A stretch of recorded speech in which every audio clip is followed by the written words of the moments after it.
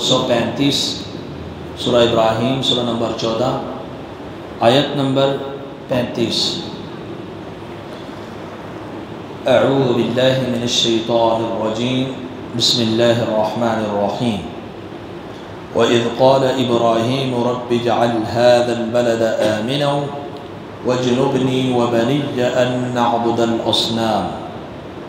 وَإِذْ قَالَ، اور جب کہا ابراہیم علیہ السلام نے، رب اجعل، اے میرے رب بنا دے، ھذا البلد، اس شہر کو، آمنا، امن والا، وجنبنی، اور بچا مجھے، وبنی، اور میرے بیٹوں کو، ان نعبد الاصنام، یہ کہ ہم عبادت کریں بتوں کی۔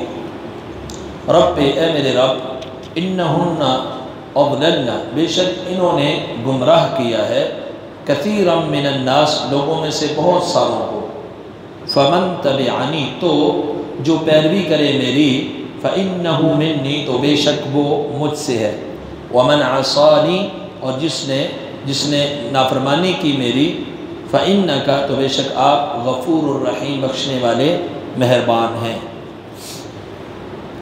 پیچھے اللہ سبحانہ وتعالیٰ نے مطلق طور پر چند نعمتوں کا ذکر فرمایا، اور ساتھ ہی کہہ دیا کہ اگر اللہ کی نعمتیں شمار کرو تو اس قدر زیادہ ہے کہ شمار نہیں کر سکتے۔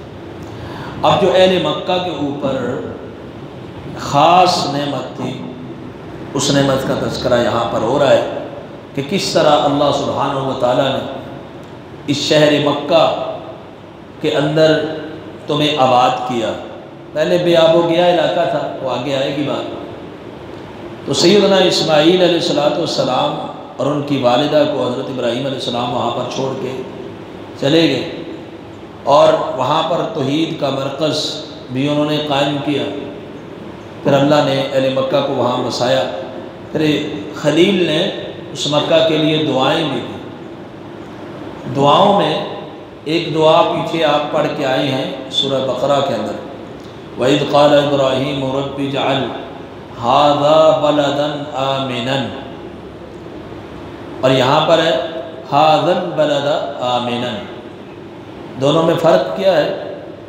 جب وہ دعا فرمائی اس وقت شہر بنا نہیں تھا، لوگ موجود نہیں تھے، تو هَذَا بَلَدًا آمِنًا، هَذَا پہلا مفعول تھا، بَلَدًا آمِنًا دوسرا، یعنی اے میرے رب بنا دے ہادہ، اس علاقے کو، بلدن، شہر، آمنن، امن والا۔ یعنی اس میں دو دعائیں، ایک دعا یہ تھی کہ اللہ اس مکہ کو شہر بھی بنا دے، اور دوسری یہ تھی امن والا بھی بنا دے۔ اب اس دعا میں ہادہ البلد آمنن، یہاں پر فرمایا کہ یہ شہر بن چکا ہے، اب اس کو امن والا بنا دے۔ یہ فرق ہے دونوں میں دقیق۔ اس دعا میں لفظ یہی ہے ہاذا بلد آمن، یہاں ہاذا البلد آمن۔ تو وہاں دعا کا مطلب تھا ابھی مکہ بنا نہیں، تو کہا اللہ شہر بھی بنا، امن والا بھی دے، اور یہاں دعا کی اللہ شہر تو بن چکا، اب اس شہر کو امن والا بنا دے۔ ہاذا البلد آمن، اللہ اس شہر کو امن والا بنا۔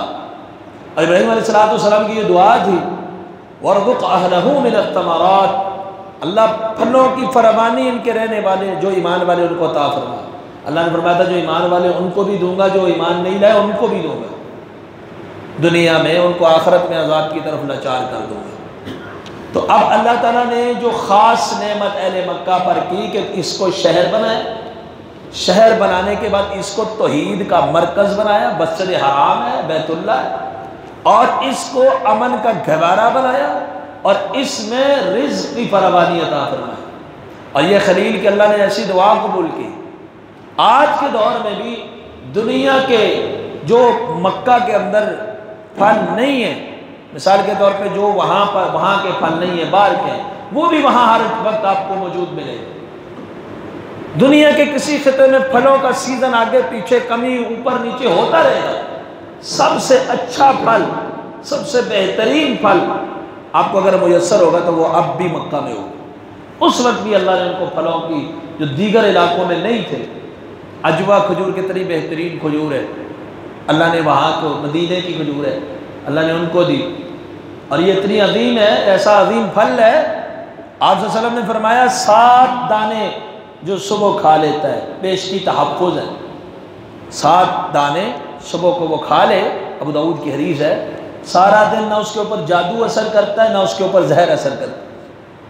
اگر کوئی اس کو کسی طریقے سے زہر کھلا دے اثر انداز نہیں ہوگی، زہر کا ایڈوانس میں وہ ویکسین جیسے لگاتے ہیں تحفظ ہے، اور ایڈوانس میں جادو کا تحفظ ہے، جادو اثر انداز نہیں ہوگا، ایسا پھل بھی اللہ نے ان کو دیا۔ تو یہ ابراہیم خلیل کی دعا تھی، تو فرمایا کہ اے اللہ اس شہر کو امن والا بنا، امن کا گہوارہ بنا۔ تو یہ اہل مکہ کو خاص نعمت یاد دلائی جائے، دیکھو کس طرح ایک شہر بنایا اور امن والا بنایا، توحید والا بنایا، لیکن تم نے بدلہ کیا دیا؟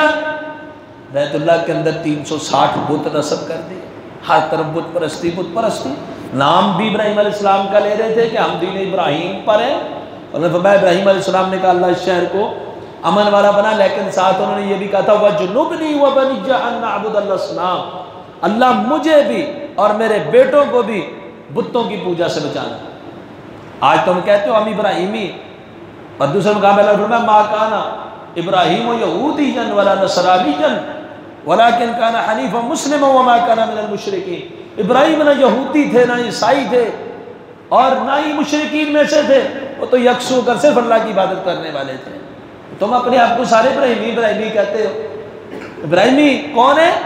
ان اول الناس بابراہیم للذین ابراہیم کے قریب وہ لوگ ہیں جو ان کے اوپر ایمان لائے، وہذا النبی والذین معه، اور یہ نبی اور جو ان کے ساتھی یہ ابراہیمی، یہ ابراہیم کے دین پر علیہ الصلوۃ والتسلیم۔ تو فرمایا کہ یہ دعا مکہ کو امن والا بھی بنا، اور اس کے رہنے والوں اور مجھے اور میرے بیٹوں کو بتوں کی پوجا سے، بت پرستی سے بچانا۔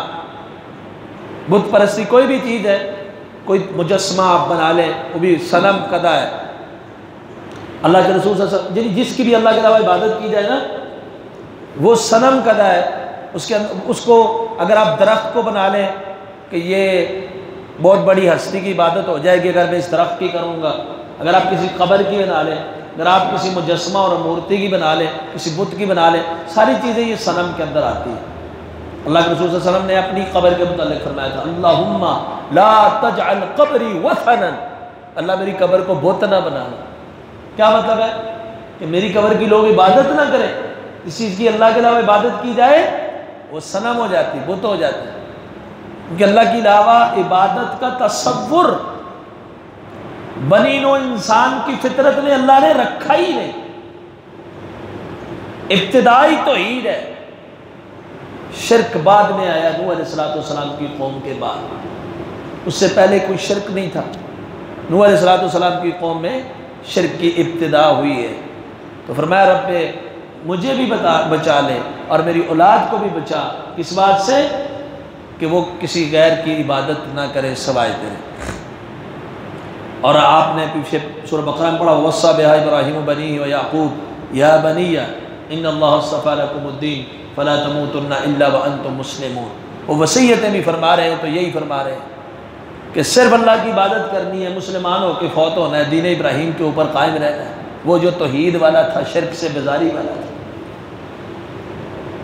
وہ پوچھتے تمہارا معبود کون ہے؟ وہی جو ابراہیم اسحاق اسماعیل کا معبود ہے، وہی تو ہمارا معبود ہے۔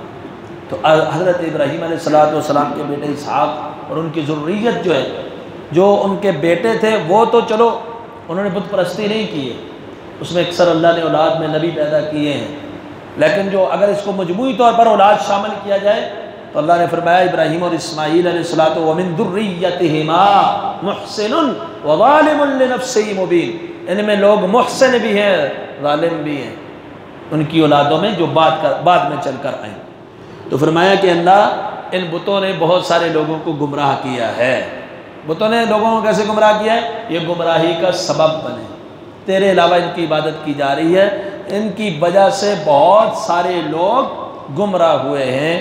بس جس نے میری اتباع کی، یعنی میرے نقش قدم پہ چلا، توحید کے اوپر قائم رہا، شرک سے بیزار رہا، بت پرستی سے دور رہا، تو وہ تو مجھ سے ہے، اس کے ساتھ اچھا معاملہ کرنا ایک دعا ہے، وہ تو مجھ سے ہے، لیکن وَمَنْ عَصَانِي فَإِنَّكَ غَفُورٌ رَحِيمٌ، اور جس نے میری نافرمانی کی، میری معصیت کی، یعنی میری اس توحید کی دعوت کو قبول نہیں کیا، تو یہ نہیں کہا کہ تو اس کو بخش دے، یہ نہیں کہا فَإِنَّكَ غَفُورٌ رَحِيمٌ، پھر معاملہ تیرا، تو بخشنے والا مہربان ہے، چاہے بخش دے چاہے نہ بخش۔ یہ دعا نہیں ہے، یہ صرف اللہ کی رحمت کی ایک وسعت بیان کی کہ فَإِنَّكَ غَفُورٌ رَحِيمٌ، جو میرے قدم پہ ان کے ساتھ اچھا معاملہ کر، جو میرے نقش قدم پہ نہیں ہے، تو بخشنے والا مہربان ہے، تو جانے پھر وہ جانے۔ جیسے کہ سیدنا عیسیٰ علیہ السلام نے کہا تھا ان تعذبہم فإنہم عبادک وان تغفر لہم فإنک انت الغفور الرحیم، اللہ عذاب دے تو تیرے بندے، اگر بخش دے تو ہے ہی بخشنے والا، تو ہے ہی مہربان۔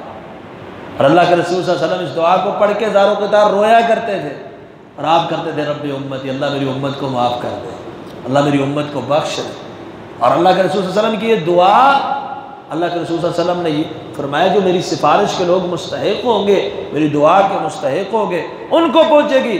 فَهِيَ نَائِلَةٌ مِّنْ أُمَّتِي مَن مَّاتَ لَا يُشْرِكُ بِاللَّهِ شَيْئًا، جس نے مرتے دم تک اللہ کے ساتھ کسی کو شریک نہیں ٹھہرایا، انہی کو میری سفارش پہنچے گی، وہی میری سفارش کے مستحق ہوں گے، وگرنہ دوسروں کے لیے پیغمبر کی دعا ہوگی ہی نہیں۔ تو فرمایا جو مجھ سے ہیں، جو میرے اتباع کرنے والے وہ مجھ سے ہیں، اور جنہوں نے میری نافرمانی کی تو بے شک آپ بخشنے والے ہیں، مہربان ہیں۔ سبحانک اللہم و بحمدک، اشہد ان لا الہ الا انت۔